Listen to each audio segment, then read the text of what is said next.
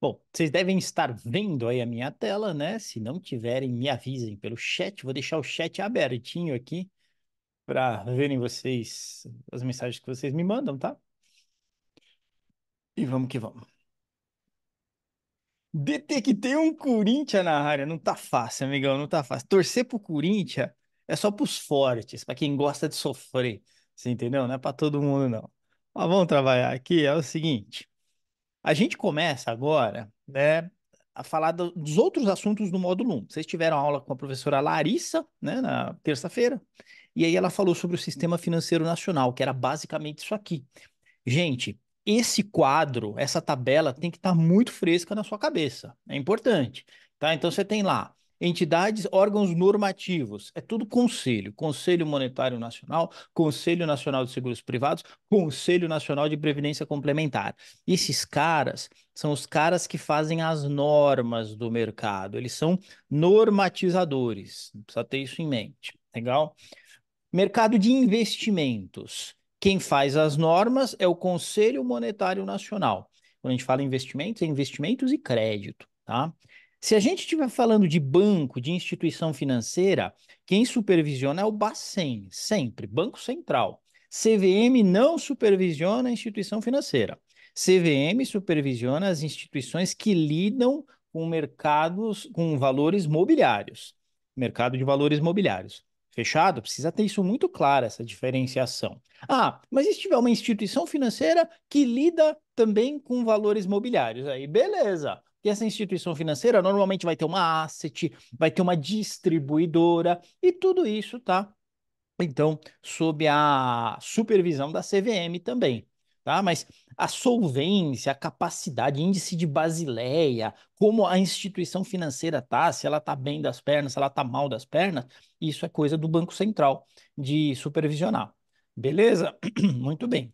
O mercado de seguros privados, que aí você precisa lembrar muito bem que também envolve PGBL, VGBL, tá certo? Está dentro de seguros privados. Quem supervisiona é a SUSEP e o mercado de previdência complementar, que são os fundos de pensão, aqueles fundos fechados de pensão, quem vai supervisionar é a Previc. Então, esse quadro precisa estar assim fotografado na sua mente, tá? Isso é muito importante.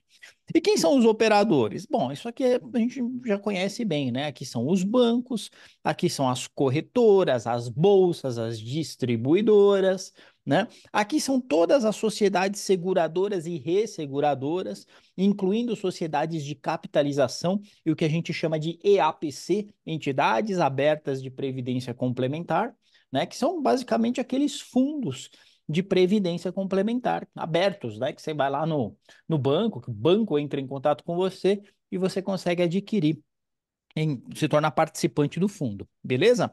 E a Previ, que ela supervisiona quem? Ela supervisiona esses players aqui, que são os fundos de pensão, os fundos fechados, legal? Entidades fechadas de previdência complementar. Você pode ouvir por aí alguma coisa como EFPC, Entidades Fechadas de Previdência Complementar.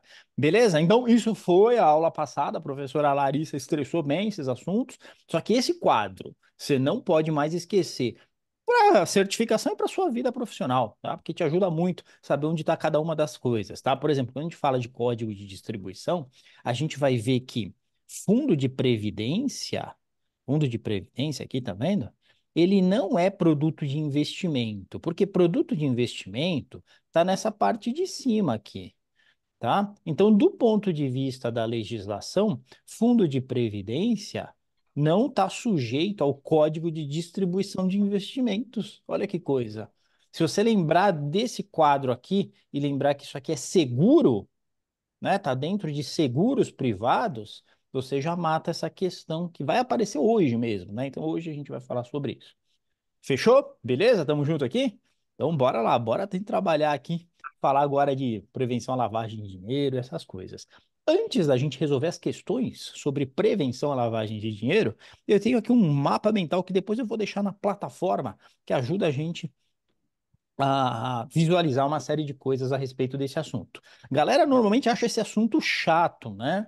Não vou dizer que é o assunto assim mais legal do mundo, a não ser para os advogados, para o pessoal que trabalha em compliance, o pessoal de investimentos normalmente não curte muito esse assunto, mas eu vou desmistificar um pouquinho, né? Essa é a minha pretensão, que hoje a gente consiga desmistificar um pouquinho esse assunto e ver que não é tão chato assim não, e faz muito sentido, tá bom?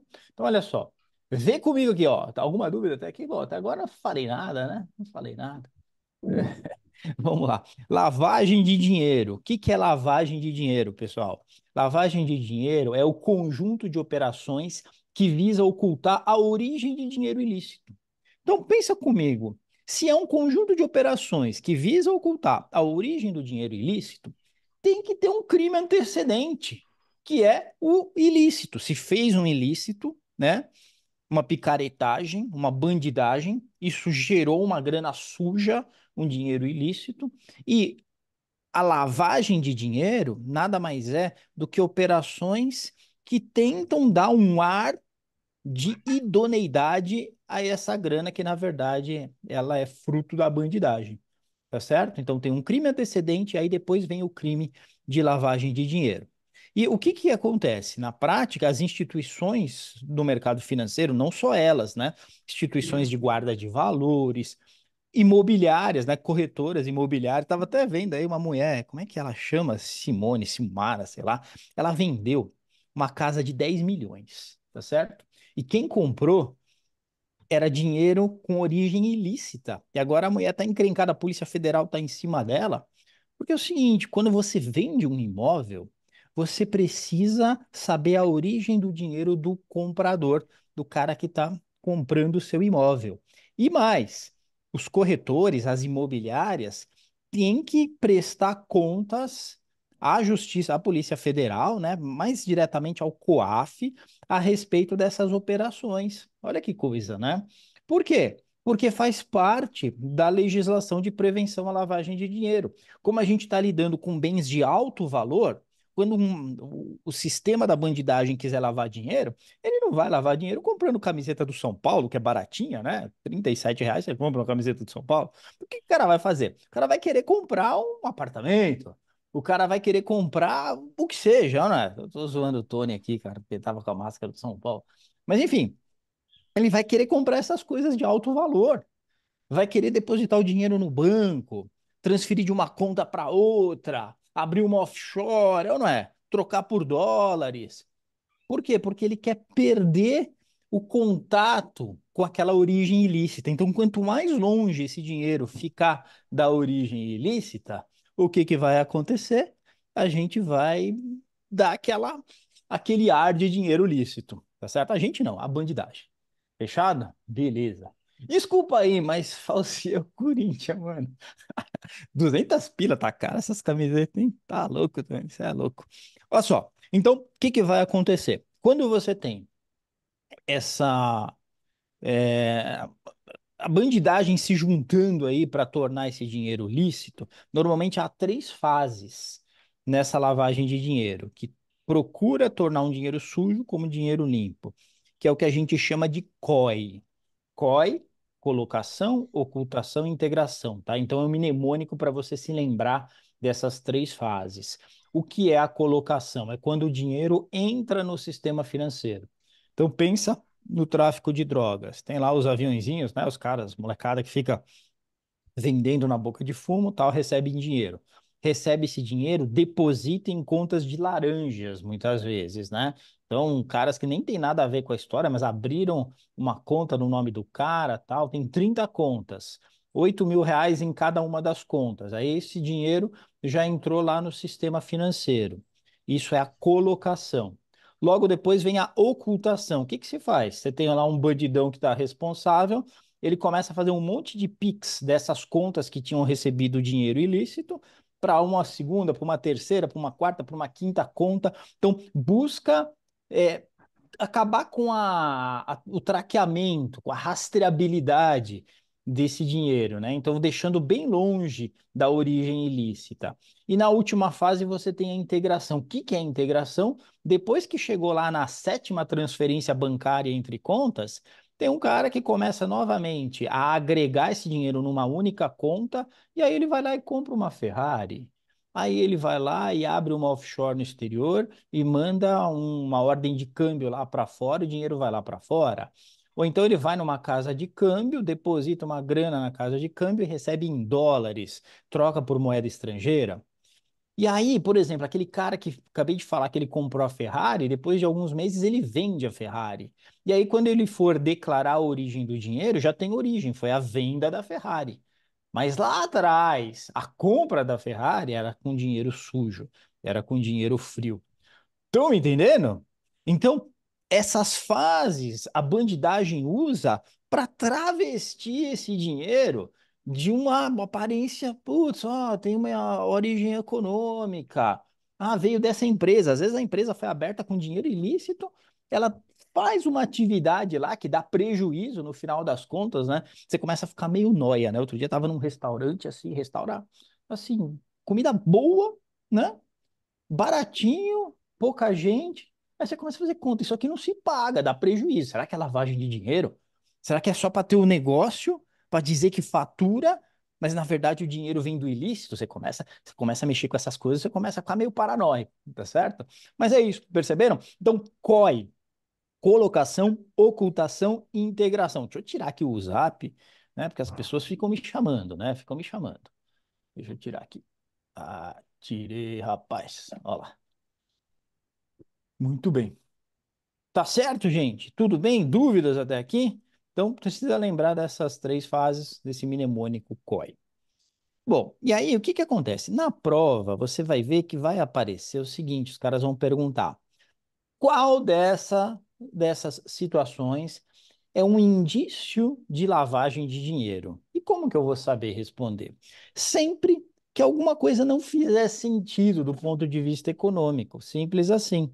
Então, por exemplo, aumentos substanciais no volume de depósitos das pessoa física ou pessoa jurídica. É uma empresa que sempre recebia lá, sei lá, por mês 29 mil reais, 29, 32, 25. Aí do nada começa a receber 300 mil reais, né? Do nada recebeu 700 mil reais. Então, esse aumento substancial, ele pode indicar a utilização dessa empresa para um ato ilícito. Troca de grandes quantidades de notas de pequeno valor por notas de grande valor. Então, se você tem um camelô, né, conhece a atividade econômica dele, ele recebe muito em dinheiro e todos os dias ele troca 7 mil reais lá em notas pequenas por notas maiores ou deposita na conta, é uma coisa. Agora, quando isso não é um padrão muito específico, né, ou então você não conhece a origem daquela atividade econômica que provoca isso, esse cara vai entrar como suspeito de lavagem de dinheiro. E a gente vai ver que os bancos têm que ter sistemas para capturar isso aí. Propostas de grande quantia de moeda nacional por moeda estrangeira e vice-versa. É o que eu falei para você, o bandidão já foi escondendo esse dinheiro, transferindo de conta para conta e tal. Aí tem lá 3 milhões de reais. O cara quer comprar 3 milhões de reais em dólar. Tem que haver uma operação comercial, uma contraparte lá de fora que justifique isso. Se não tiver, existe um grande indício de lavagem de dinheiro, tá? Compras de cheques de viagem administrativos sem evidências de propósito claro, mesma coisa, né?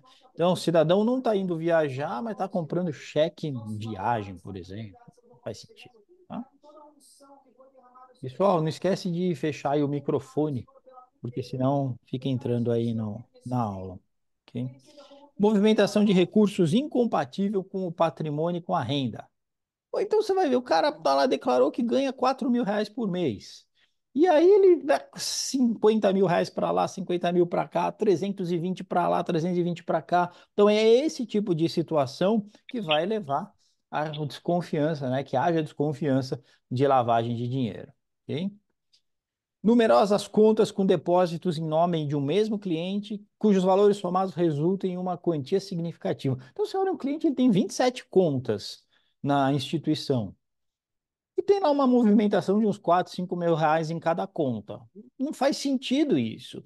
Qual seria a finalidade econômica que nos levaria a pensar que um cliente precisa ter 27 contas, cada uma movimentando uns 4 mil reais? Suspeito. Então a instituição financeira tem que ficar de orelha em pé, né? Uso de cartão em valor não compatível com a capacidade financeira do usuário. Mas é aquilo que eu falei, o cara tem renda de 4 mil reais, gasta 35 mil no cartão. Como isso? Da onde que vem o dinheiro para ele pagar isso aí? Tá certo?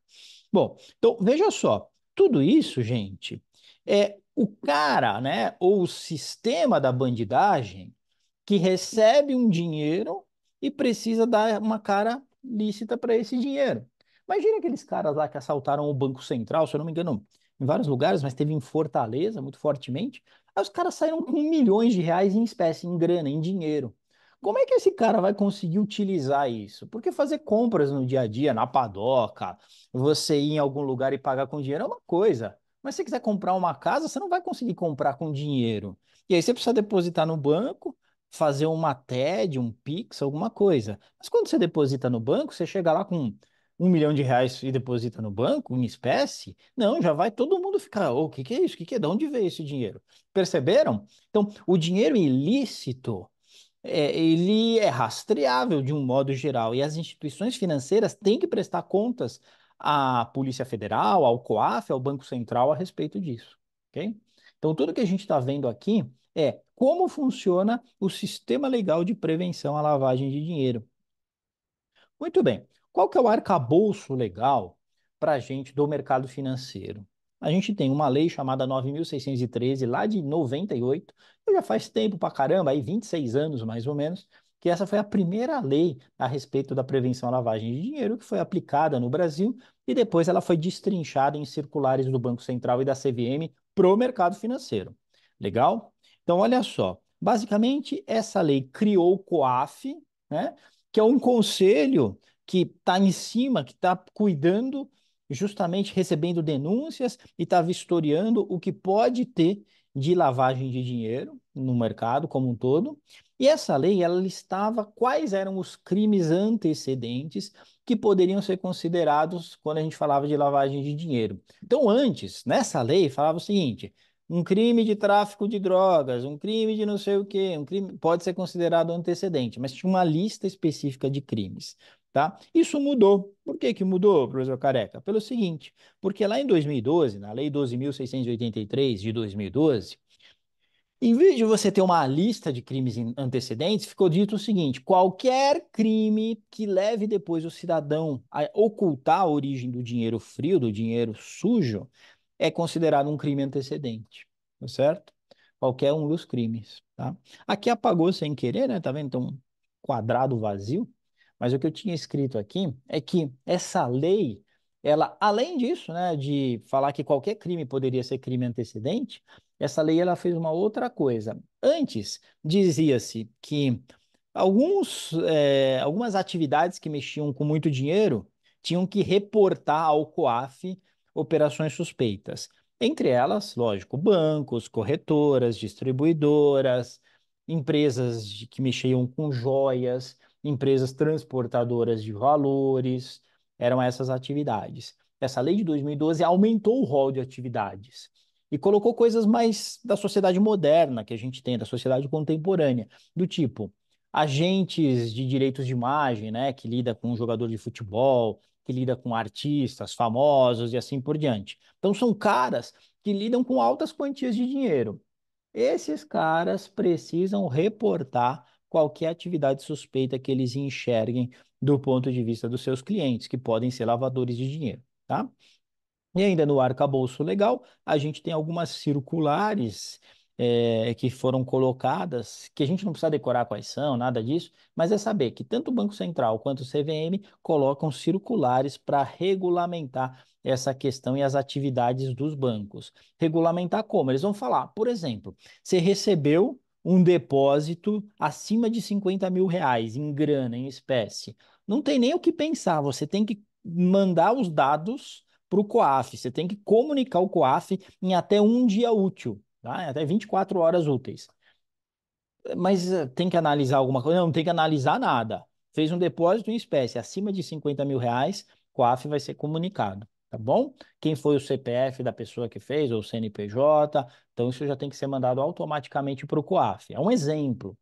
Perceberam? Então, é justamente essas circulares que colocam essa legislação, né? Pegam a legislação mais geral, que não é só para o mercado financeiro, mas o Banco Central pega de mercado financeiro e diz o seguinte: bancos, recebeu mais de 50 pó em din-din, Não se esquece. Vocês têm que, no sistema de vocês, já tem que disparar automaticamente uma mensagem aqui para o COAF.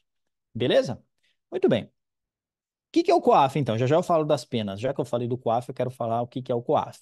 O COAF é um conselho que está subordinado ao Banco Central, aplica penas administrativas, então não vai prender ninguém, mas pode aplicar penas administrativas, né? Recebe as operações suspeitas que devem ser comunicadas e as instituições financeiras têm até 24 horas para mostrar, para comunicar essas operações suspeitas, tá certo? E quais são essas operações suspeitas? Você não precisa saber todas, tá? Mas lembra desse número aqui, ó, R$ 50.000? Então, quando tiver saque, quando tiver depósito acima de R$ 50.000, tem que ser comunicado automaticamente ao COAF, tá certo? E sempre que você tiver algumas coisas que pareçam suspeitas, isso vai acontecer também, tá certo? Na última aqui, a gente tem um resumão, ó, os atos suspeitos de financiamento do terrorismo. Eu falo isso aqui com mais detalhe lá na aula gravada, depois você dá uma olhadinha ali, tá? Deixa eu só falar aqui sobre as penas, tá certo? O que são essas penas, gente? Então, bandido foi preso, bandido foi julgado, bandido foi condenado.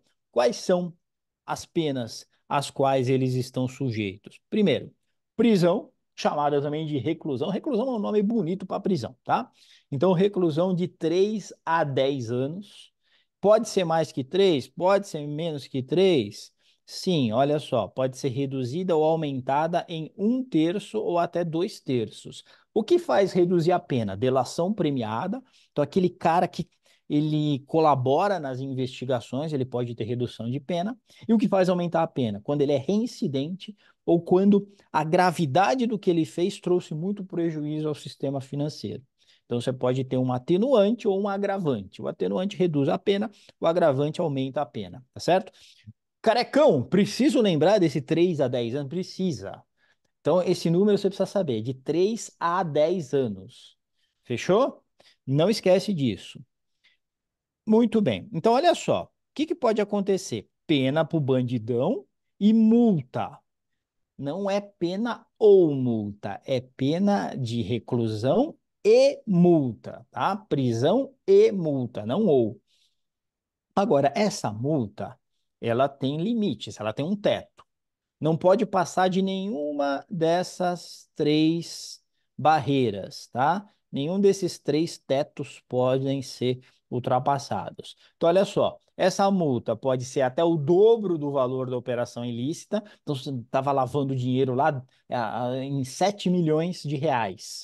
Não pode passar de R$ 14 milhões o valor da multa, tá? Porque é no máximo o dobro da operação ilícita até o dobro do valor do lucro real que se obteria com a operação.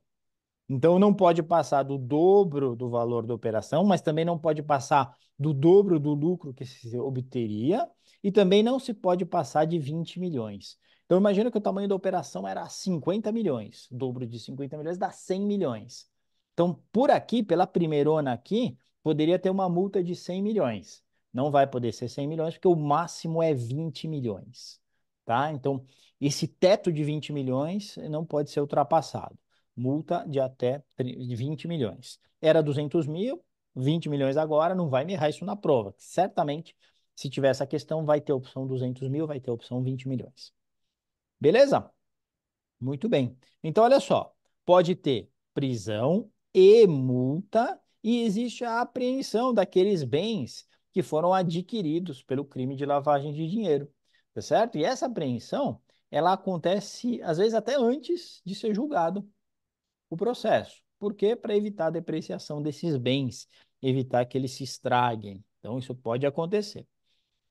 Beleza? Muito bem, já falei do COAF. Vamos falar um pouco de punições por omissão. Olha só, o que é punições por omissão? Você tem o bandidão, que é o sujeito ativo no crime de lavagem de dinheiro, e você tem a instituição financeira. A instituição financeira, ela pode ser autuada por omissão, né? Então, se ela viu que um monte de coisa estava acontecendo e ela não disparou um memorando lá para o COAF, não colocou no sistema que aquilo era suspeito, ela está sendo conivente com o crime de lavagem de dinheiro. E aí a lei, ela trata a instituição financeira de uma forma que ela não tem como escapar. Se chegou-se à conclusão que a instituição financeira simplesmente comeu bola, mas não teve participação, ela pode receber somente uma advertência formal. Agora, ela também pode receber multa, e essa multa é igualzinha à multa para o agente ativo, né? Para o lavador de dinheiro. Tá certo? Porque às vezes fica difícil diferenciar se de fato a instituição fez vista grossa porque quis ou se foi simplesmente um erro da instituição. Então, ela está sujeita ao mesmo tipo de multa, aos mesmos valores de multa. Ela pode ter uma inabilitação temporária de até 10 anos. Então, praticamente, você acaba com a instituição, né? Fala, os próximos 10 anos você não pode operar. A instituição fecha. Ou ela pode ter cassação e suspensão do direito de operar. Então, você precisa lembrar dessas quatro coisas que podem acontecer com o banco, com a corretora, com a distribuidora, com a imobiliária, né? Tudo isso pode acontecer, tá? E, finalmente, a gente tem uma parte aqui de procedimentos de controle, e eu quero chamar a atenção para um ponto específico, né? Para dois, vai. Primeiro, para três, tá bom. Instituições devem coletar e manter atualizadas as informações de todos os seus clientes permanentes. Então, o que que acontece? Existe uma política dentro das instituições financeiras, que você já deve ter ouvido falar dessa política, que se chama Conheça o seu cliente, né? KYC, Know Your Customer. Então, o que que é esse Know Your Customer? Todas as instituições financeiras têm que ter o cadastro atualizado dos seus clientes e classificar os seus clientes. Cliente de baixo risco. Baixo risco do quê? De lavar dinheiro. Esse cara não tem cara de lavador, é um cara que só aplica em poupança, aplica lá R$ 400 por mês, tá? Não é lavador de dinheiro, baixíssimo risco. Agora, tem um outro que tem transações lá com offshore, que mexe aqui, que mexe ali, R$ 300 mil para cá, 70 mil. Opa! E esse cara está classificado como alto risco. Alto risco de quê? De ser lavador de dinheiro. Tá certo? Isso é muito importante. As instituições têm que ter esse mapeamento, têm que ter esse cadastro. Todas as instituições têm que identificar os beneficiários finais das operações. Então, por exemplo, um cara mandou Pix para o outro, um cara fez um depósito bancário para o outro, um cara foi lá no banco e fez uma transferência bancária. Tem que saber exatamente para quem está indo o dinheiro.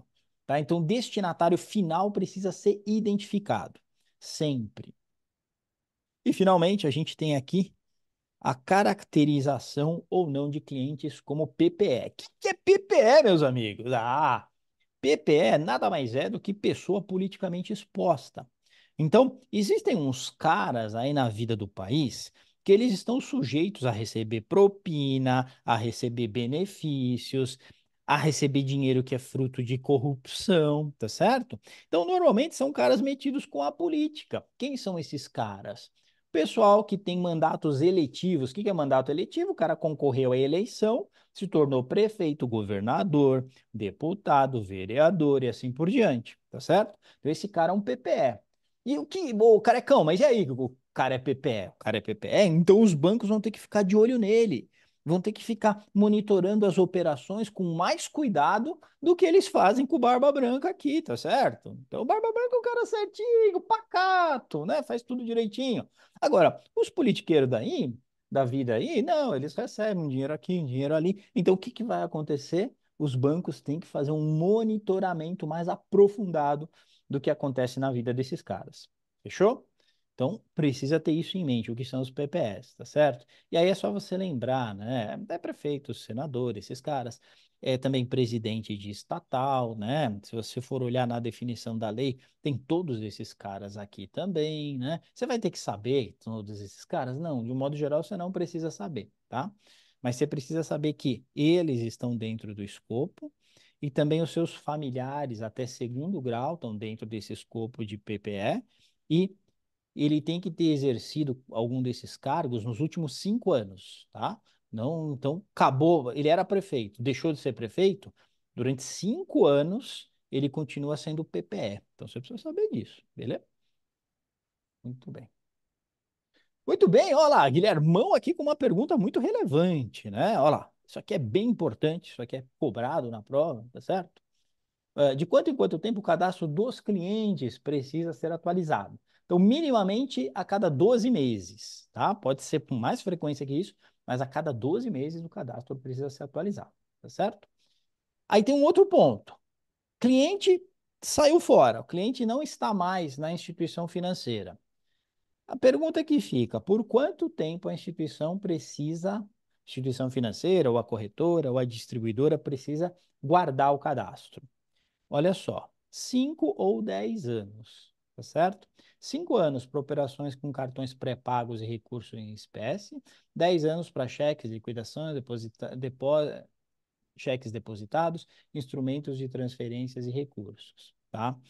E tem uma coisa, quando a gente estiver falando de corretoras, quando a gente estiver falando de distribuidoras que são supervisionados pela CVM, 5 anos. Quando a gente estiver falando de bancos, de um modo geral, 10 anos. Por quê? Porque a circular do Banco Central fala em 10 anos para os cadastros dos clientes de um modo geral. A CVM fala em 5 anos, tá bom? Então é muito importante que a gente tenha essa distinção também. Fechado? Beleza? Matamos aqui? Matamos, né? Lavagem de dinheiro era isso, quer dizer, prevenção à lavagem de dinheiro. Isso nos possibilita aqui resolver uma porrada de questões. Então vem comigo aqui. Vocês vão resolver comigo aí, seus sem vergonha. Não vou ficar trabalhando sozinho aqui não, hein? Então, vamos lá. Eu vou fazendo as perguntas aqui para vocês e vocês me ajudam aqui, fechado? Deixa eu ver se tem dúvidas aqui. Só um minuto, vou interromper aqui rapidão, ver se tem dúvidas. Não, sem dúvidas. Vamos seguir aqui. Questão número 1. Olha só, me ajuda aí. Com finalidade de prevenir o envolvimento do sistema financeiro em ilícitos, o o cadastro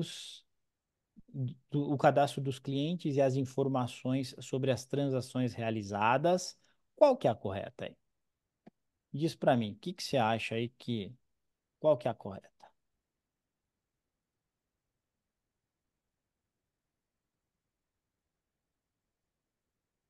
Ítalo está dizendo que é a D. Devem ser conservados durante o período mínimo de 10 anos, contado a partir do primeiro dia do ano imediatamente posterior ao encerramento da conta ou da conclusão da transação. É isso aí. Alternativa D, né?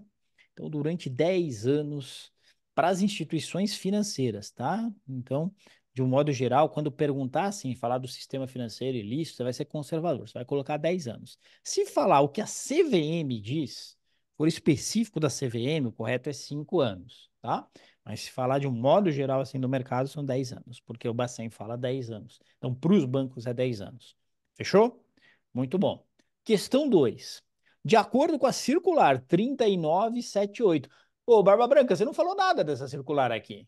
Não, tudo bem, eu não falei, você não precisa ficar decorando essa circular, mas saiba que se é uma circular do Banco Central, pegou a lei de prevenção à lavagem de dinheiro e aplicou essa lei às instituições financeiras. É isso que você tem que saber. Então, olha só, as instituições financeiras devem adotar procedimentos que garantam o conhecimento do seu cliente e classificá-lo de acordo com o risco. Lembra que eu falei sobre isso? Com base no processo de conheça o seu cliente, é correto dizer o quê? A qualificação do cliente é permanente? Uma vez definida a condição do cliente, não haverá mudança? Claro que não, né? O cliente muda, ele evolui, então tem mudança sim. A classificação de risco do cliente é um processo para ajudar na recomendação de produtos de investimento, não tem nada a ver, né? Produtos de investimento, quando a gente estiver falando de API, não é o caso aqui. O valor mínimo de referência de participação societária, que viagem isso aqui não tem a ver com a prevenção à lavagem de dinheiro, tá errado. A qualificação do cliente deve ser reavaliada de forma permanente, de acordo com a evolução da relação de negócio e do perfil de risco de dado. Essa é a correta, é essa que você vai marcar. Beleza? Muito bom. Questão 3. Um operador de caixa de um banco teve as seguintes situações na agência hoje. Então, tem três, isso aqui é muito comum cair na prova desse jeito, tá? Tem três operações aqui e você tem que dizer qual dessas operações, ou quais dessas operações fedem, né? Tem cheiro ruim. Então, olha só, o dono de uma banca de jornal vizinha à agência fez um depósito de 8 mil em espécie, em notas pequenas, na conta PJ da banca. Cara, a banca fica lá, do lado da instituição financeira. Banca de jornal, bem capaz que ainda receba bastante dinheiro em espécie. Não considero isso aqui como sendo ilícito, né? Ou suspeito de ser ilícito. Uma pessoa deposita 9.800 em espécie na conta PJ de uma joalheria que é cliente da agência. Estranho isso, hein? 9.800, um pouco abaixo de 10, talvez escondendo alguma coisa. Agora, o que justificaria isso? A pessoa vai lá e dá dinheiro na conta PJ. Ela tá comprando alguma coisa, tem que ter nota fiscal. Normalmente ela faz um Pix, passa no cartão, alguma coisa assim, né? Então isso aqui tá com cheiro meio estranho. Uma mulher que vende cosméticos e lingerie pela internet depositou 30 pau em espécie na sua conta pessoa física. Peraí, se vende pela internet, você não recebe dinheiro, né? Você recebe via Cielo, Pagar.me, PagSeguro, alguma coisa assim, tá certo? Então, essa aqui é ilícita também, quer dizer, não é que é ilícita, não dá pra gente dizer isso, mas tem cheiro de alguma coisa estranha. Então, 2 e 3 apenas é que você tem que marcar. Alternativa A de acertei. Beleza? Tranquilo? Próxima questão. São punições previstas para aqueles que forem enquadrados no crime de lavagem de dinheiro. Qual que é a correta aqui? Se você me colocar algo diferente da D, eu pego o meu taco de beisebol e vou te esperar lá na saída da prova, tá certo? Reclusão e multa. E não vai ser ou, tá? Não é ou. Não é ou. Ok? Não pode ser ou. É e. Reclusão e multa, tá bom? Então você marca aí a alternativa D e corre pro abraço. Fechado? Questão número 5. Segundo a lei de combate à lavagem de dinheiro, está obrigada a manter controles de combate à lavagem de dinheiro. Quem? Quem que tem que manter controles? Lembra que eu falei para vocês? Banco é só uma coisa, só uma parte, as instituições financeiras que mexem com bastante dinheiro. Mas você tem empresa de guarda de valores, você tem aqueles que mexem com joias, metais preciosos, você tem quem mexe com imóveis, que são bens de alto valor, carros de luxo, assim por diante. Tá certo? Então, todo mundo que comercializa joia, pedra, metais preciosos, objetos de arte, além de bancos e demais instituições financeiras. Então, mexeu com grande quantidade de grana, vai estar sujeito às leis de combate à lavagem de dinheiro e financiamento ao terrorismo. Fechado? Questão número 6. Caracteriza-se por ser a fase mais crítica de um processo de lavagem de dinheiro, pois é nessa fase em que os recursos encontram-se mais próximos às suas origens ilícitas. Aqui você vai lembrar, nessa sua cabecinha cabeluda, de COI, tá certo? COI não é Comitê Olímpico Internacional. COI é colocação, tá certo? Colocação, ocultação, ocultação e integração. Você vai ter que lembrar disso aqui. COI, colocação, ocultação e integração. E qual que está mais pertinho aqui da origem ilícita, do crime? É a colocação, é quando o dinheiro entra no sistema financeiro. Legal? Então vai ser a colocação, ok? Colocação. Se tivesse perguntando qual é aquela fase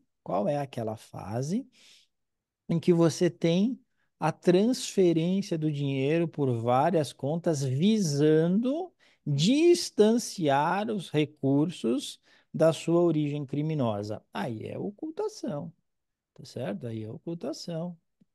Se você tiver, qual é a fase mais sofisticada que visa transformar os recursos ilícitos em lícitos? Aí é a integração.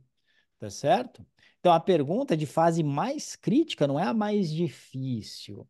Mais crítica quer dizer que onde que é mais fácil se pegar o crime em si, né? O crime de lavagem de dinheiro. É crítica no sentido de onde deve ser atacada para que você evite a lavagem de dinheiro, né? A colocação. Beleza? Questão 7. A respeito dos crimes de lavagem de dinheiro ou ocultação de bens, direitos e valores, o autor da infração está sujeito à pena de. Vai, coloca aí, quero ver você errar agora. É isso aí, pessoal, boa. Bem de belezura, bem de belezura. Reclusão e multa. Não vai nem colocar ou, tá? Reclusão e multa. É isso aí. E a advertência é para quem? Advertência para a instituição financeira, tá certo? Não é porque para o bandido você vai advertir ele, fala, ô bandido, vamos parar com isso aí, não tá legal para a sociedade. Não, o bandido é reclusão e multa, tá? Você tem que lembrar disso, tá? Questão número 8, olha lá. Considere as transações abaixo, né? Então, tem umas transações aí e a gente volta a buscar entender o que cheira mal aqui. Vem comigo.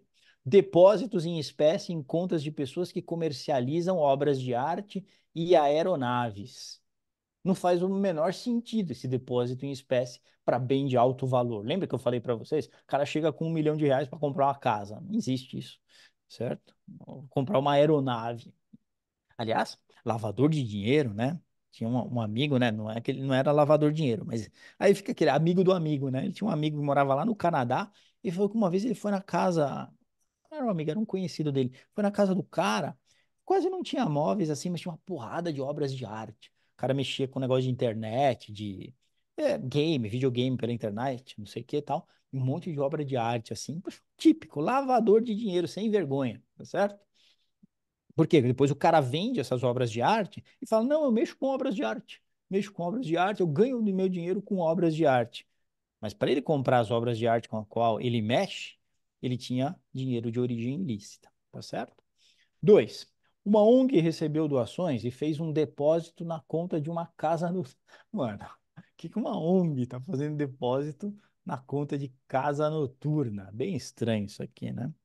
Então, desculpa, aqui eu tinha que ter dito que é suspeito. Isso aqui também é suspeito. Um pai movimenta a conta de um filho menor de idade, recebe 10 mil e paga a conta de luz, água, aluguel. Ah, mas isso daí eu acho que é mais tranquilo, né? Então, é, algo que envolve a própria família, e faz o pagamento desse tipo de despesa. Não tem nada que nos mostre que isso é ilícito, até pelo valor, né? São consideradas suspeitas de lavagem de dinheiro, então um e dois apenas, né? Que realmente tem essa claridade de serem assim, tá certo? Tá travando um pouco. Deixa eu fazer o seguinte, segura aí. Vou tirar do Wi-Fi e vou deixar só no cabo, né? Porque às vezes pode ser isso, tá? Embora o meu retorno aqui, Karina, esteja suave, né? Não esteja travando. Mas eu vou fazer isso de qualquer forma, porque vai que, né? Beleza? Se o valor fosse maior, 100K, isso, muito bom, Guilherme, você capturou. Aí seria muito estranho, né? Conta de um menor, 100K, bem esquisito, tá certo? É isso mesmo. Muito bem, questão número 9. Olha lá.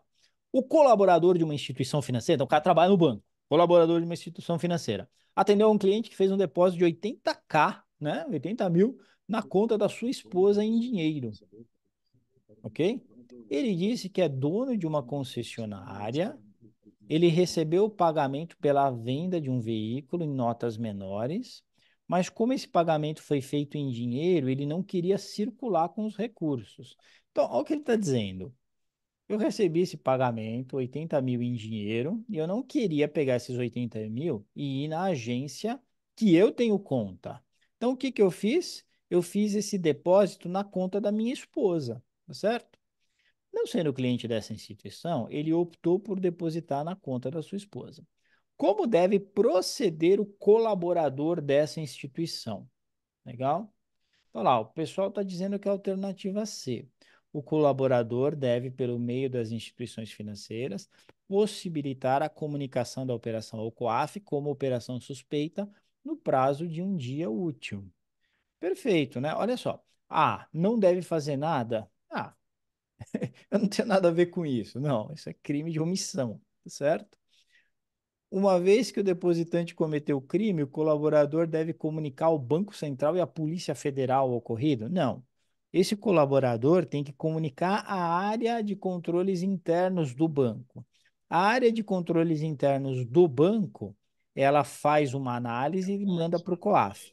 Nesse caso específico, como é acima de 80 mil, a gente não tem nem que analisar, né? Tem que disparar direto para o COAF o ocorrido, tá certo? Então, não é esse aqui. Esse aqui está correto, beleza, essa aqui está correta. E D. O colaborador deve, pelos meios da instituição financeira, possibilitar a comunicação em até 30 dias? Não, né? Você tem que lembrar desse prazo aqui, tá? Esse prazo cai na sua prova, 24 horas, um dia útil, você tem que saber. E isso você vai ser cobrado por isso. Beleza? Tranquilo? Então, tá bom. São indícios de crimes previstos nessa lei aqui, né? Olha lá. O aumento no volume de depósitos à pessoa física ou pessoa jurídica sem uma justificativa aparente. Claro, claro. Abertura de conta em uma agência bancária em um aeroporto por um funcionário que trabalha no local. O cara trabalha no local. Ele abriu uma conta porque às vezes precisa sacar um dinheiro ou precisa fazer uma operação, porque não é, não tem indício, tá certo? Uso do cartão de crédito em valor não compatível com a capacidade financeira do usuário. Tudo que é em valor incompatível com a capacidade financeira já cheira mal. Troca de grande quantidade de moeda estrangeira por moeda nacional. Cheira mal também, tá certo? Grande quantidade, sem que haja uma justificativa, né? Uma transação comercial, estou importando uma máquina de não sei quantos milhões, né? Alguma coisa nesse sentido, então não faz sentido. Então, olha lá, 1, 3 e 4, você vai marcar a alternativa C, daquele cachorrão caramelo que o Brasil inteiro ama, tá certo? Tem uma página no Instagram, um perfil, que chama Caramelo, cachorro caramelo. Pode seguir, é muito legal, tá certo? Melhor que essa, só o da Gororoba. Já seguiu lá? Vai lá no Instagram, acho que é Gororoba Narrada. É muito legal aquela página, porque fica mostrando os caras lá na Índia fazendo umas comidas muito loucas, com os ratinhos entrando lá, não sei o quê, aquele higiene assim, nota 10, sabe? Então, e o cara narra muito legal. Põe aí, Gororoba Narrada. Depois você põe lá no seu Instagram. Mas assim, estuda para certificação, tá? Não vai ficar vendo Instagram o dia todo. Questão número 11, vamos lá. Essa lei aqui, 12.683 de 2012, ela é responsável, dentre outras atualizações, pelo quê? Aí você tem que lembrar, tem algumas coisas muito importantes. 98 foi a criação de quem? Do COAF. Você tem que lembrar que foi em 98 que você pode ser cobrado. 2012, né? Então, 14 anos depois, o que que acontece? Você tem a ampliação do rol de crimes. Você tinha os crimes antecedentes, aí você tem a ampliação para qualquer crime que seja, que leve o pessoal a lavar dinheiro depois passa a ser antecedente, e você tem a ampliação do rol daqueles agentes econômicos que têm que prestar contas a respeito de lavagem de dinheiro. Então você tem essas duas coisas, tá? Criação do COAF, não. Conceituar o crime de lavagem de dinheiro, não, porque já tinha sido conceituado. Dispor sobre o princípio do conheça o seu cliente, lembra, isso é coisa de banco, isso é coisa de corretora. Então, isso foram as circulares do Bacen e as resoluções da CVM que fizeram. Não foi essa lei geral aqui de 2012. Essa lei, ela ampliou o rol de crimes antecedentes ao de lavagem de dinheiro. E ela ampliou no sentido de deixar totalmente amplo, né? Não tem mais uma lista. Qualquer crime que levou o bandidão a lavar dinheiro para ocultar o crime, vira um crime antecedente de lavagem de dinheiro. Fechado? B de belezura é o que você vai colocar aqui, certo? É isso aí. Questão number 12, olha lá. Qual é a pena reclusão prevista em casos de crime de ocultação de bens ou valores, né? Lavagem de dinheiro. Qual que é a pena? Qual que é a pena? Fala para mim. 3 a 10, né? Não vai me errar isso daí, né? De 3 a 10 anos de reclusão. 13. Qual é o valor máximo da multa pecuniária? É um nome legal, né? Pecuniária, né? Pecuniária. Olha lá, o valor da multa pecuniária, tá certo? Então, grana mesmo, nos casos de não cumprimento das normas previstas aí. Ó, o Ítalo já cravou aqui, o carecão, é a C daquele cachorrão caramelo que você ama. É isso aí, 20 milhões, tá certo? Tem que lembrar do número 2. O número 2 te ajuda, um mnemônico bom, ó. 2, que é o dobro do lucro da operação. 2, que é o dobro do tamanho da operação, são os limites, tá? Ou então 2 de 20, ok, aqui deu uma forçada. 2 de 20 milhões, tá certo? Precisa lembrar disso. O número 2, então, ele vai estar juntão aí para a gente lembrar o tempo inteiro desse teto da multa, ok? Valor máximo, ok? 14. Constituem-se como crimes anteriores à lavagem de dinheiro somente. Então, hoje em dia, né? Depois daquela lei de 2012. Quais que são os crimes anteriores à lavagem de dinheiro?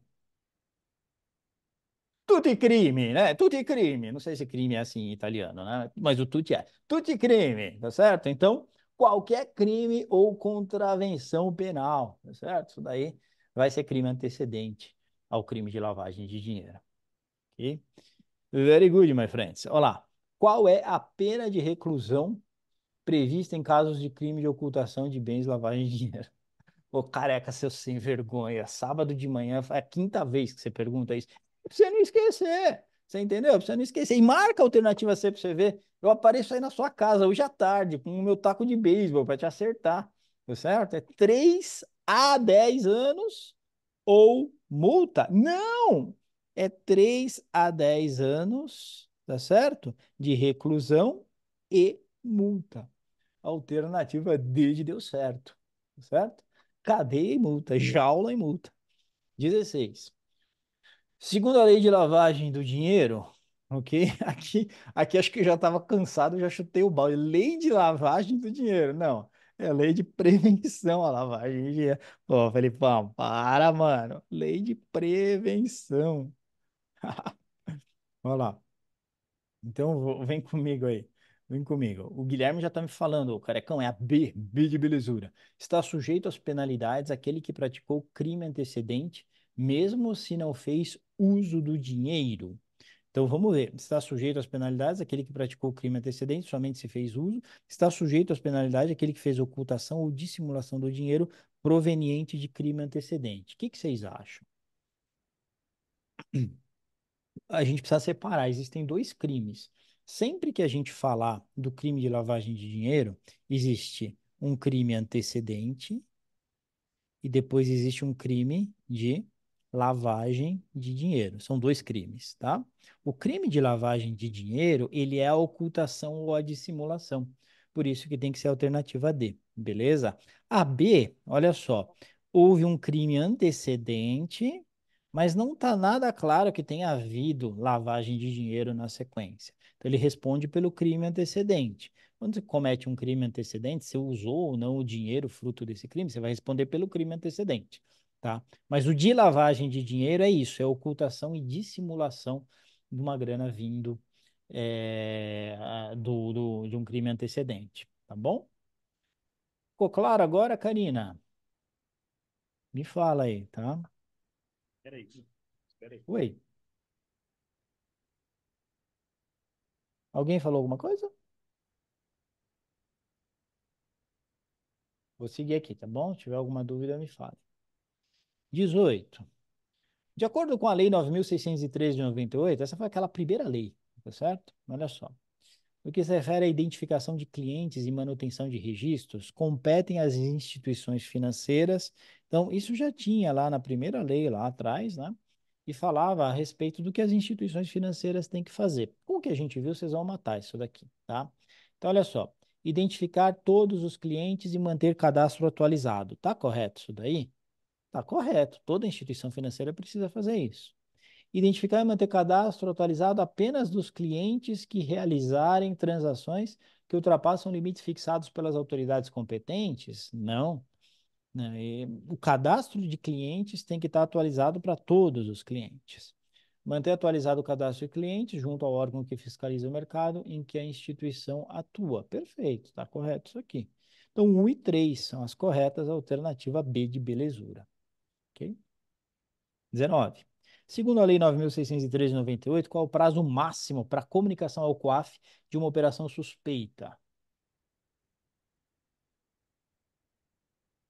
B, 24 horas, tá? Isso aí que você tem que marcar, 24 horas, alternativa B. Karina está perguntando aqui qual a resposta da 17. Resposta da 17. Eu pulei a 17, gente? Ah, eu pulei, né? Não foi mal, não é que caiu pra você, não, é que eu viajei aqui. Então, voltando, galera, volta comigo aqui, 17.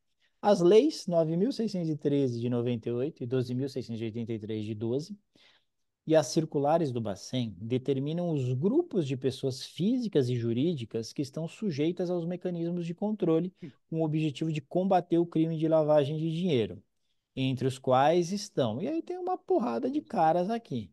O que você tem que se perguntar, né? O Tony tá falando, ó, todo mundo, carecão. Tá certo você, Tony. Por quê? Quando você olha todos esses caras aqui, eles vão lidar com altos valores, né? Lidou com altos valores, esse cara vai estar sob a supervisão dessas leis aqui, que visam combater a grana. Beleza? Então tá tudo correto aqui. Um, dois, três e quatro. Um, dois, três e quatro. Alternativa A de acertei. Vou te falar, essas empresas de transporte de guarda de valores, meu amigo, ó, esses caras lidam com muita grana. Hoje menos, né? Mas ainda assim, né? Tem uma quantidade de numerário razoável. Mas você imagina, em 98, a internet estava começando, então era dinheiro para cá, dinheiro para lá, altos assaltos que aconteciam. Então, sem dúvida, né? Eles estão lá no rol da legislação. Questão número 20. Ao identificar a ocorrência de uma operação suspeita de crime de lavagem de dinheiro pelo seu cliente, a instituição financeira deverá comunicar em até 24 horas quem? Quem? O COAF, né? O COAF. Ah, mas o COAF está subordinado ao Bacen. Não importa, né? Tem uma resposta que é muito mais específica que é COAF. Não adianta você marcar Bacen e começar a brigar com um BIMA, tá certo? Então não cria caso. Tá claro lá, COAF, põe COAF, não fica criando caso, tá certo? Ou então marca COAF, depois se você quiser lá preencher no finalzinho da prova, você consegue recorrer das questões, pode até recorrer, mas marca o certo aqui para não ter erro, tá bom? Primeiro capo COAF. É isso aí. Questão 21. Segundo o princípio Conheça Seu Cliente, fundamentado pela Circular 3.978 de 2020 do Banco Central, olha só, as instituições devem manter o cadastro atual e completo dos seus clientes por no mínimo. Olha lá, tá falando de Banco Central. Lembra que eu falei para você? Está falando de Banco Central. As instituições têm que manter o cadastro atual e completo dos seus clientes. Isso quer dizer o seguinte: era cliente, não é mais.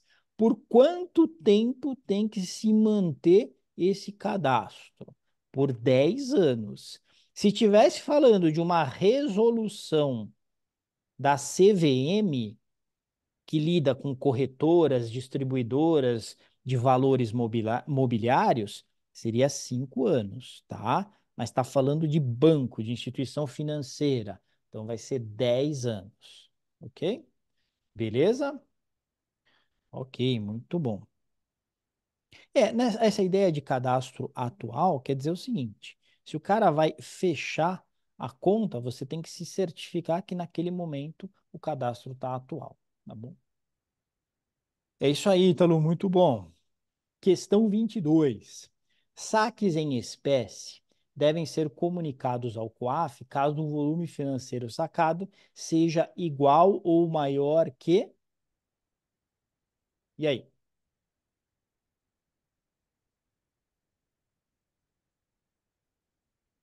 50 mil aqui, tá, pessoal? 50 mil. Então, tiver um saque. Lembra, 50 mil é o grande número no que diz respeito daquela comunicação automática para o COAF, né? Que nem passa pelo crivo da área de controles internos do banco. Vale a pena a gente falar sobre isso, porque quando uma operação cheira mal, ficou suspeita, mas não tem nada na legislação que diga tem que ser comunicado ao COAF com essas características. O que que acontece? Geralmente o gerente de relacionamento ou então o assessor comercial vai lá e manda, registra isso lá nos controles internos. Tem uma área de controles internos que tempestivamente, rapidamente tem que analisar o caso e uma vez que foi dado o veredito, tem 24 horas para avisar o COAF, tá bom? Agora, tem certas operações que entram no automático. Então, quando você tem saques, depósitos em espécie acima de 50 mil reais, essa poçonhoca é automática.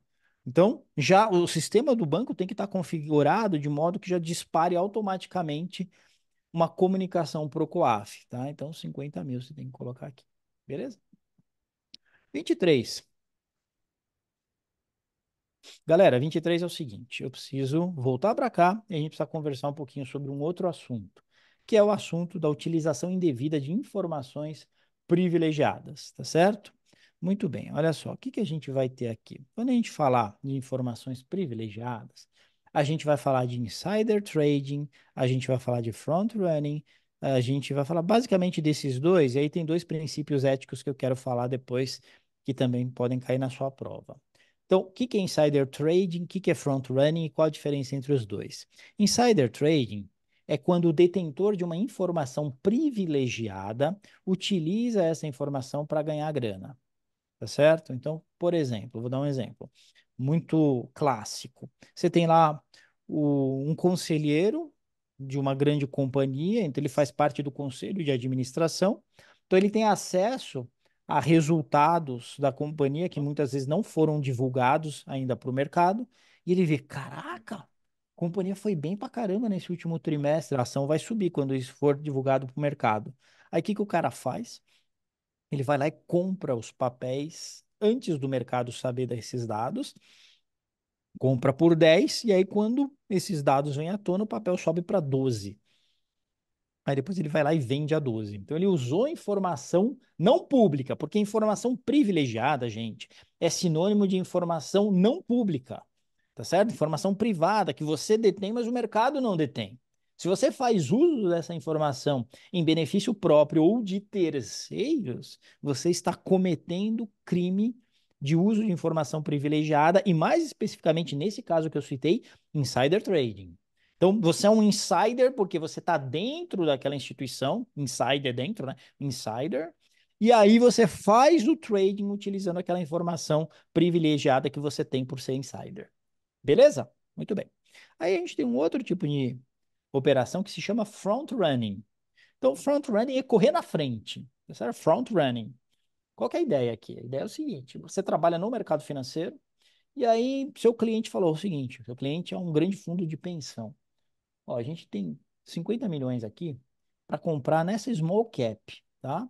Então, um fundo de pensão que faz gestão lá de um fundo de ações, né? Uma gestão com participação em um fundo de ações, tá certo? E disse o seguinte: a gente vai comprar uma small cap que opera aí normalmente 1 milhão por dia, né? A gente vai comprar 50 milhões do papel. Rapaz, o que que vai acontecer? Quando esses caras entrarem comprando, vai ter uma pressão de demanda pelo papel, o papel vai puxar, o preço vai lá para cima. E aí, você não, mas o bandidão sem vergonha lá da instituição, ele faz o seguinte: caraca, esse papel vai subir? Eu vou comprar antes, vou comprar na física. E vou até avisar meus clientes aqui para eles comprar também, né? Porque a gente vai ganhar um dinheiro, todo mundo. Porque quando esse papel, quando o fundo de pensão entrar comprando, esse papel vai disparar. Isso é front running. Ou seja, o cara da instituição, nesse caso aqui, ele não tinha informação do que acontece dentro da empresa, então não é insider trading, mas ele tinha informação de mercado, que era uma informação privilegiada, o mercado não sabia, mas ele sabia que o fundo de pensão ia entrar comprando.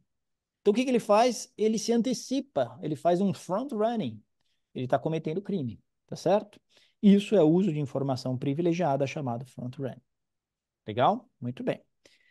Tem dois princípios que podem cair na sua prova, e esses princípios devem nortear as instituições financeiras e os profissionais que nela trabalham. Princípio da confidencialidade, o que que isso quer dizer? Que quando você tem informação específica sobre um cliente, você não pode passar essa informação para outras áreas do banco que tem negócios de interesse. Não, não pode. Então, tem que haver uma confidencialidade, a não ser que você seja interpelado na justiça. Aí é diferente, mas não havendo essa interpelação, tem que haver confidencialidade. E um outro princípio que você pode ser cobrado na prova da Sé é o princípio de conflito de interesses. Então, todas as vezes que houver um conflito de interesses, no seguinte sentido, é bom para a instituição, é bom para você, para bater meta, vender aquele título de capitalização, vender um consórcio, vender um COI, é ou não é? Ah, ganha rebate pra caramba vendendo COI, não sei o que e tal. Então, você tem essas metas comerciais. O seu cliente, ele não tem o objetivo de comprar esses produtos ou não é bom para ele comprar esses produtos. Você deve vender esses produtos para o seu cliente? Não, você não deve, né? Você tem que deixar muito claro para ele tudo que existe em jogo, que você se beneficia com essa venda e se para ele faz sentido. Se ele chegar à conclusão que faz sentido, beleza, mas tem que estar tudo na mesa, né? Então tem que haver esse disclosure, essa transparência, tá certo? Havendo um conflito de interesses, você sempre deve escolher o cliente como o beneficiado, tá? Então, cliente em primeiro lugar, ok? Muito bom. Olha só, isso feito, a gente já consegue voltar para a nossa querida questão aqui, que é a 23. Dá uma olhadinha aqui, olha só. Um operador recebe uma ordem do seu cliente para vender 50 milhões de ações da empresa X. Prevendo que as ações terão uma forte queda por causa dessa ordem, o operador decide vender as ações que, que ele possui na pessoa física antes de executar a operação do cliente. O que esse sem vergonha está cometendo? Né? Tony, Ítalo, Karina, todos falando que é A e falaram certinho. Esse cara tá correndo na frente. Então ele tá fazendo o quê? Tá fazendo front running. Então você marca aí a alternativa A. Okay? 24. Um cliente contata um banco para contratar uma carteira administrada. O banco gerindo a carteira administrada opta em comprar um ativo que ele mesmo fez oferta pública. Então, se o banco fez oferta pública daquela ação ou daquela debênture, ele quer enfiar isso em todo mundo. Tá certo? Mas tem que fazer com arte. Tem que fazer isso seguindo os princípios éticos. Legal? Muito bem. Esse ocorrido se caracteriza como o que está existindo aí? Karina, é o B da. Olha na bolota do meu zóio. É isso aí. Tinha até esquecido dessa. Olha lá. É um conflito de interesses. O banco está errado? Não. Não dá para dizer ainda que o banco está errado, porque talvez esse papel seja um papel interessante para esse cliente. Entretanto, há um conflito de interesses. É proibido haver conflito de interesses no mercado? Não, não é proibido. Mas o banco tem que gerenciar o conflito de interesses dando total transparência, porque o que é proibido é se lesar o cliente em detrimento, então, do cliente, você busca um benefício da instituição. Isso é proibido, tá certo? Mas a existência do conflito de interesses não é um problema. O que é o problema é você não gerenciar da maneira correta esse conflito.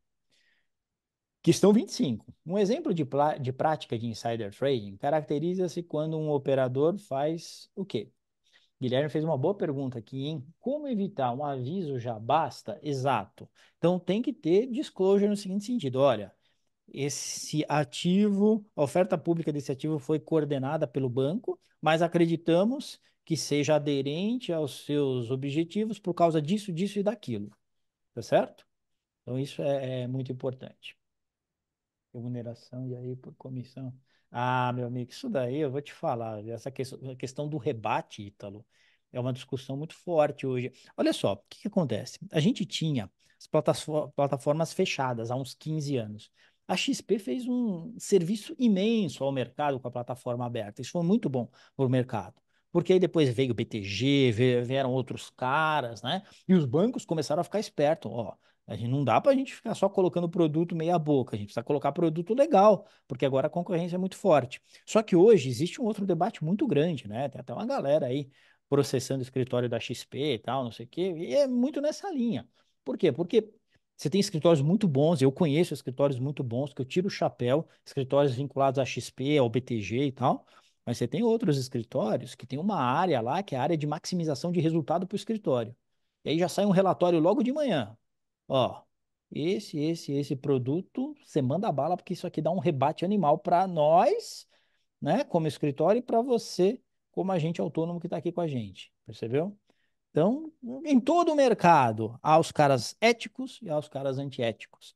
Tá certo? Então, essa é uma grande luta hoje que se vive, mas faz parte do amadurecimento do mercado. Isso deve cada vez ficar melhor, certo? Então, olha lá. Insider trading caracteriza-se quando um operador utiliza informações divulgadas em fatos relevantes em benefício próprio. Galera, se é informação divulgada, tá para o mercado, todo mundo pode usar. Tem algum erro utilizar isso? Não tem. É informação pública. O problema é usar informação privilegiada, tá certo? Isso aqui é informação pública, então não é insider trading.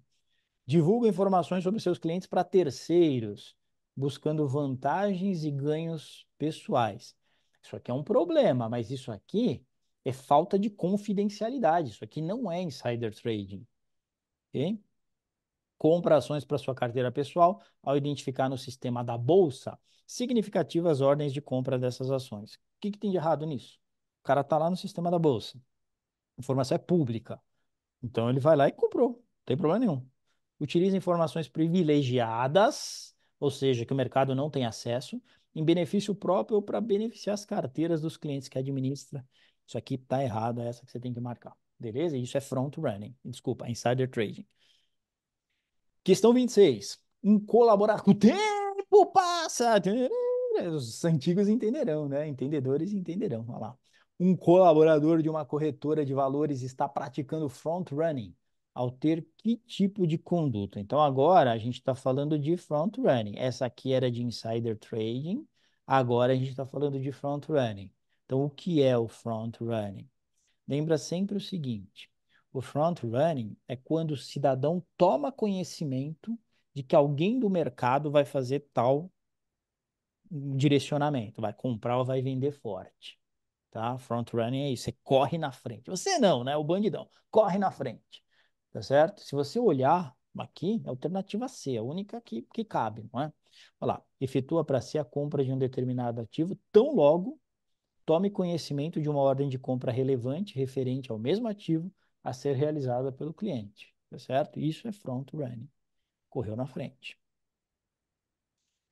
Muito bem. Vê esse caso aí. Esse caso aí é longo. Aí você tá cansado. Você fala, vou chutar essa poção. Não vai fazer isso sem vergonha. Lê assim, já que você podia estar matando, podia estar roubando, mas você está estudando.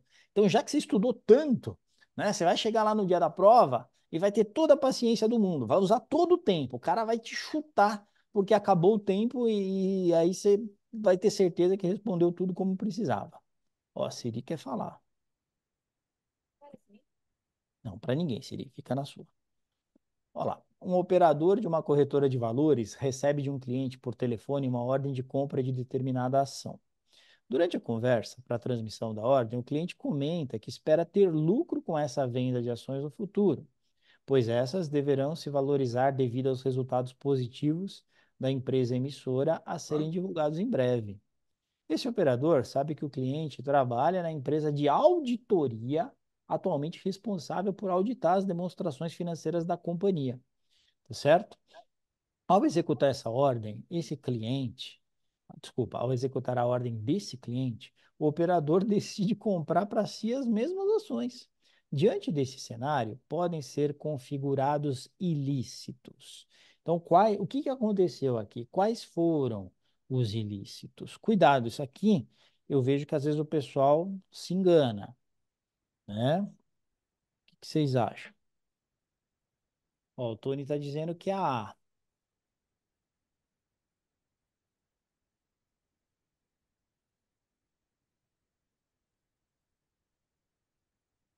Guilherme está dizendo que é a C. Karina foi com o Guilherme. O Gutenberg está dizendo que é A. Pessoal, aqui é a C mesmo, tá? Por que que é a C? Putz, você fala o seguinte, mas eu tô achando que é a A, porque, tudo bem, o auditor, ele fez insider trading. Acho que quanto a isso não há dúvida, tá certo? O auditor fez insider trading, beleza? Ok. Mas aí você pode pensar, esse cidadão aí, que é o operador da corretora de valores, ele só está comprando porque o auditor vai comprar. Na verdade, não, né? Porque não é que o fato do auditor comprar vai ser uma ordem tão grande que vai mexer com o mercado. Não. Ele tomou conhecimento de uma informação, que é a informação de que os resultados iam vir muito bons. Então, o operador tomou conhecimento dessa informação, e aí ele passou a ser detentor de uma informação privilegiada, e ao ser detentor de uma informação privilegiada, o que que aconteceu? Ele vai lá e compra. Então ele acabou ficando na mesma posição que o auditor. O auditor comete insider trading primário, né? E o operador comete insider trading secundário, porque ele é um consumidor da informação que foi repassada pelo auditor. Então, ambos os bandidinhos aqui estão cometendo o crime de insider trading, tá certo? Isso mesmo, Tony, né? Não é a informação da ordem, do tamanho da ordem que vai sacudir o mercado. É a informação do porquê que aquela ação vai subir, tá bom? Então você marca aqui, é um caramelo, cachorrão caramelo.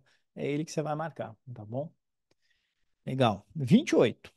Um especialista em. Ó, falta pouco tempo, hein? 13, aguenta aí, hein? Aguenta firme. Resiliência, 13 minutos.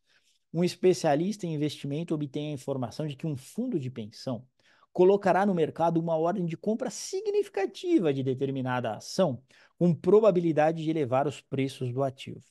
Um colega sugere que, antes da ordem ser executada, o especialista alerte os seus clientes sobre a possibilidade do ativo subir, do preço do ativo subir. O especialista faz o alerta imediatamente para todos os potenciais investidores que atende e adquire, sem vergonha, adquire o ativo para si e para o colega. Nesse caso, a atitude do especialista está muito bem. Olha lá, errada em todas as suas atitudes. Esse é aquele caso que você fala, amigão, você está todo errado aqui, você está todo sem razão. É exatamente isso, né? Mandaram bem, está tudo errado. Por quê? O que acontece? Não faz o menor sentido isso. Ele está utilizando essa informação e, ao utilizar essa informação, ele consegue vantagem para si e para terceiros, tá? Não importa que são clientes ou quem seja, beleza? Isso aqui é insider trading ou isso é front running?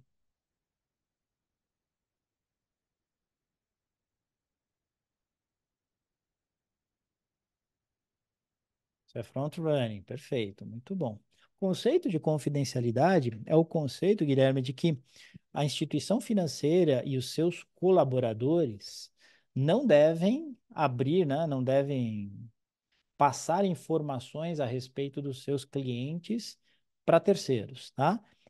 Podem ser esses terceiros? Podem ser diferentes setores da própria instituição, podem ser colegas de trabalho, enfim. O princípio da confidencialidade, ele diz que caso não haja justificativa legal ou até de gestão dentro da instituição, não deve haver essa passagem de informações, tá? Pois é, né? O que que é o Chinese Wall? O Tony está falando, ó, derivado disso tem o Chinese Wall. Chinese Wall é uma barreira informacional, que ela é física e virtual também. O que isso quer dizer? Que de modo algum, por exemplo, a área de investment banking deve saber o que a área de asset está fazendo em relação aos seus clientes e vice-versa, tá certo? Para evitar que você tenha esse conflito de interesses e uma área passe informações para os outros de forma inadequada, né? Questão 29. O Conselho de Administração de uma empresa se reuniu e deliberou que farão uma proposta para aquisição de uma outra companhia. Dessa forma, os diretores que participaram da reunião, olha só, não podem utilizar essa informação classificada como front-running para benefício próprio ou de terceiros, ou seria insider trading.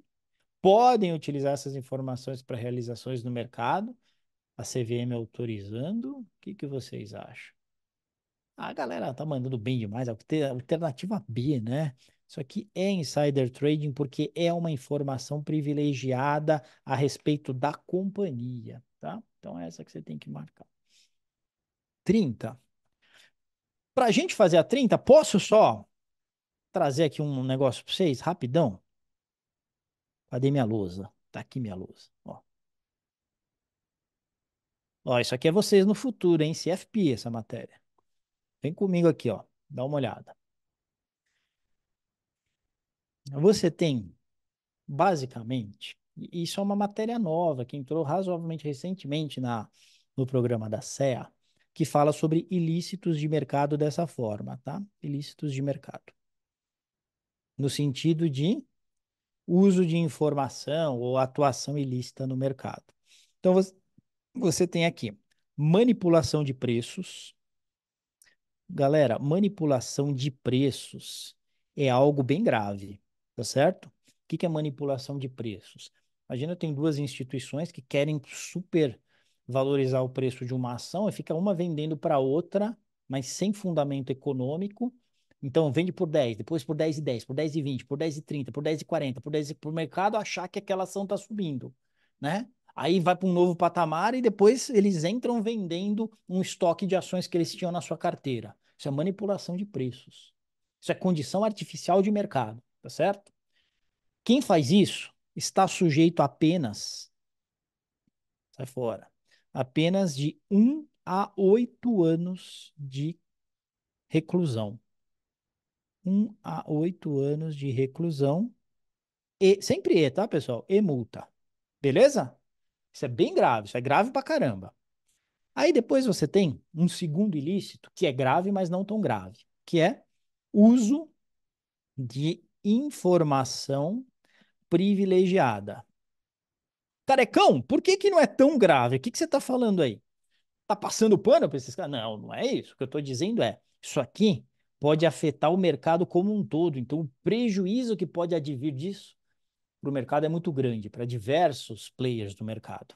Aqui, esse prejuízo, ele é potencialmente menor. É algo grave ainda, tá?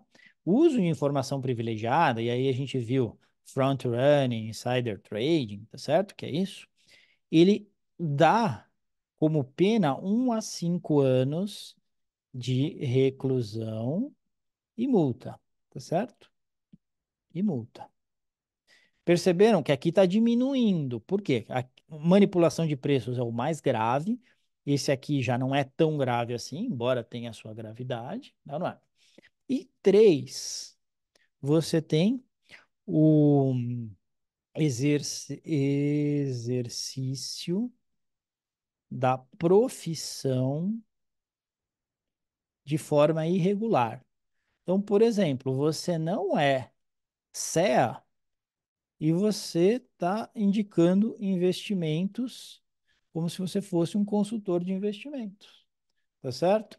Isso pode te dar uma pena de 6 meses a 2 anos de reclusão. Então, isso aqui é o seguinte, né? Se der ruim, acontecer uma grande cagada aí que os caras vão atrás de você. Então, tem que, perdão, o francês aqui sofisticado, né? Mas aí o pessoal vai atrás de você, tá? Então você tem que estar ciente disso. Você vê que já não é algo que potencialmente é tão grave e, portanto, é 6 meses a 2 anos de reclusão. Então tem que lembrar dessa escadinha: manipulação de preços, 1 a 8; uso de informação privilegiada, 1 a 5; exercício da profissão de forma irregular, 6 meses a 2 anos, tá? Muito bem. Com isso, a gente consegue resolver o que falta aqui para a gente terminar no horário. Olha lá. Qual é a pena prevista em lei para indivíduos que são condenados por manipulação no mercado de capitais? Tá certo? Então, olha só. O que que vai ser aqui? Já falei para vocês que é 1 a 8, né? O mais grave que tem. Esse não pode ser, esse não pode ser. Aí você ficou na dúvida aqui entre a C e D. Reclusão de 1 a 8 e multa. Reclusão ou moleque, é E, não pode ser ou, tá certo? Então já matou. Já sabe que é a C do cachorrão com caramelo, tá certo? Beleza? Sempre E, sempre E. Isso aí, Karina, tem multa sim, tá? Sempre E. Então, a alternativa C é que você vai marcar. Então, ela é 3 vezes, né? Eu nem lembrava disso, ainda bem que tá aqui, ó. Reclusão de até 3 vezes o valor do montante ganho com o ilícito, tá certo? Beleza? Tudo bem. Aí depois vem o próximo, escadinha, né? Escadinha, o que que vai acontecer? É... O Guilherme tá falando aqui. Perdão, não vi o último também. 6 meses a 2 anos. É, o último é esse, tá certo? É o exercício da profissão de forma irregular. 6 meses a 2 anos e multa também, tá? E multa. E multa também. Sempre e multa. Qual é a pena prevista em lei para indivíduos que são condenados por uso de informação privilegiada no mercado de capitais? Né? O Tony já falou aqui que é B de belezura, reclusão de 1 a 5 anos e multa, tá certo? É isso aí. Marca a alternativa B e já era. B de belezura. B de bolota do zóio. 32. Qual é a pena aplicável para profissionais que sejam condenados por uso irregular da profissão no mercado de capitais? 6 meses a 2 anos. Já falei para vocês, tá certo? E multa. Então, alternativa C de cachorrão. Tá acabando aqui, hein? Olha lá. Pessoal, essa resolução, né, a 62 da CVM, mais ou menos recente, né, ela pergunta quais são as ações ilícitas tratadas na resolução 62 da CVM, tá? Então, aqui, acho que a gente já nem chegou a ver, né, diretamente, mas tem lá nas aulas gravadas.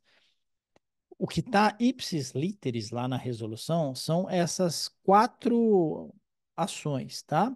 Então, criação de condições artificiais de mercado, manipulação de preços, operações fraudulentas e práticas não equitativas, tá? Então é essa que você tem que marcar, é a alternativa D. Isso já fiquei pensando em algum mnemônico para gente, alguma coisa, por enquanto não cheguei a nada. Então, por enquanto, lembra disso: criação de condições artificiais de mercado, manipulação de preços, operações fraudulentas e práticas não equitativas. Ok? 34, olha só. Um conjunto de corretoras, acho que faltam duas, tá, pessoal? Aguenta aí, só duas. Olha só, um conjunto de corretoras resolveu fazer uma série de compras e vendas de um papel visando aumentar o seu preço. Lembra? Eu falei agora há pouco sobre isso. Então imagina que essas corretoras têm estoque de um papel e eles querem puxar o preço lá para cima para depois vender esse papel com o preço lá em cima. Eu sou corretora A, você é corretora B, dois bandidão aqui. Aí eu falo assim, ó, te vendo por 10, você já coloca lá uma compra a 10 e 10, eu enfio lá a 10 e 10. Aí eu vou lá e coloco 10 e 15, você compra de mim a 10 e 15. Aí depois vice-versa, eu compro de você a 10 e 20. A gente vai escalando o preço, daqui a pouco a gente está com o preço a 13 reais, tá certo? Isso são condições artificiais de mercado. Por quê? Porque na verdade não existe aquilo. É tudo artificial.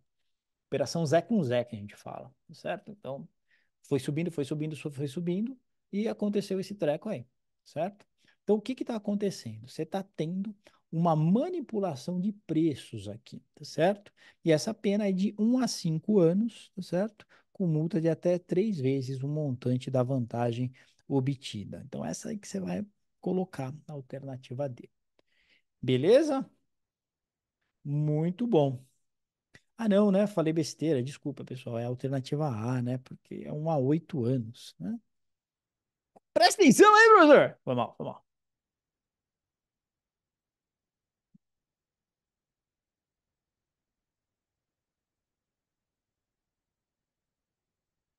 Muito bem.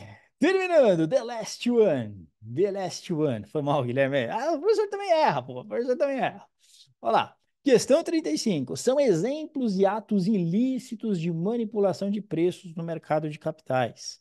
E aí vem o nome, né? Spoofing. Eu chamaria meu cachorro de spoofing fácil. Spoofing, chega aí.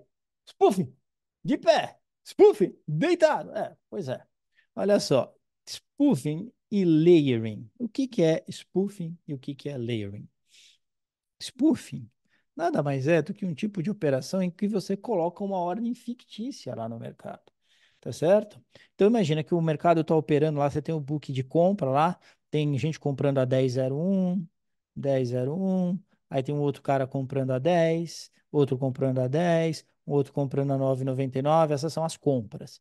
E aí você tem lá as vendas. Então você tem um cara vendendo a 10,09, 10, outro 10,09, aí você tem um vendendo a 10,08, aí você tem outro vendendo a 10,07, aí você tem outro vendendo a 10,07, tá certo? Muito bem. Aí o que que você faz? Você não, o bandidão. Chega lá e coloca uma ordem. E aqui é tudo lote padrão, né? 100, 100, uma small cap, por exemplo, 200, aqui tem 100, aqui tem 200, tá certo? Isso aqui é a quantidade. E aqui na quantidade das vendas, tem um cara vendendo 100 aqui, tem um cara vendendo 200, aí tem um vendendo 300 aqui, tem um vendendo 100, outro vendendo 100. Então é tudo venda pequenininha, tá vendo? Aí vai o bandidão sem vergonha, né?